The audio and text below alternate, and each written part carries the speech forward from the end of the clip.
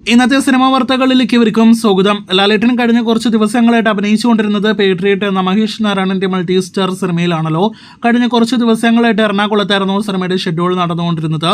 ഇപ്പോഴത്തെ schedule pack up ആയിരിക്കുന്നു എന്നൊരു അപ്ഡേറ്റ് ഇന്നേ ദിവസം വന്നിരിക്കുകയാണ്. ലാലേട്ടന്റെ മമ്മൂട്ടിയുടെ ഒത്ത് അല്ലാത്ത രംഗങ്ങളുടെ ഷൂട്ടെല്ലാം തന്നെ ഇതോടെ പാക്കപ്പ് ആയിരിക്കുന്നു എന്നൊരു റിപ്പോർട്ടാണ് വന്നിരിക്കുന്നത്. ഇനി മമ്മൂട്ടി ഒത്തുള്ള സീൻസിനായിട്ടാണ് സിനിമയുടെ അണിയറ പ്രവർത്തകർ ഷൂട്ട് ചെയ്യാനായിട്ട് കാത്തിരിക്കുന്നത്.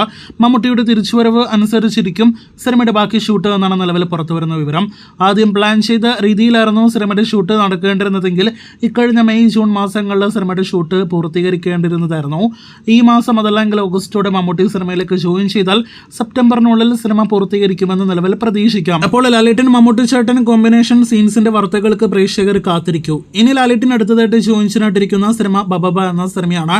നാളെ ജൂലൈ 14-ാം തീയതി ദിലീപ് നായകനെത്തുന്ന ബബബ എന്ന സിനിമയുടെ അവസാനഘട്ട ഷെഡ്യൂളിന് തുടക്കം കുറിക്കുകയാണ്. കഴിഞ്ഞ ഫെബ്രുവരിയിലായിരുന്നു ഇതിനു മുന്നേ സിനിമയുടെ ഷൂട്ട് നടന്നത്. ലാലേട്ടന് വേണ്ടി കഴിഞ്ഞ ഒരുപാട് മാസങ്ങളായിട്ട് സിനിമയുടെ അണിയറ പ്രവർത്തകർ കാത്തിരിപ്പിലായിരുന്നു. ഗൂഗിൾ മൂവീസ് നിർമ്മിക്കുന്ന സിനിമയുടെ അവസാനഘട്ട ഷെഡ്യൂള് 2 സ്ഥലങ്ങളിലായിട്ടായിരിക്കും ഷൂട്ട് ചെയ്യുക.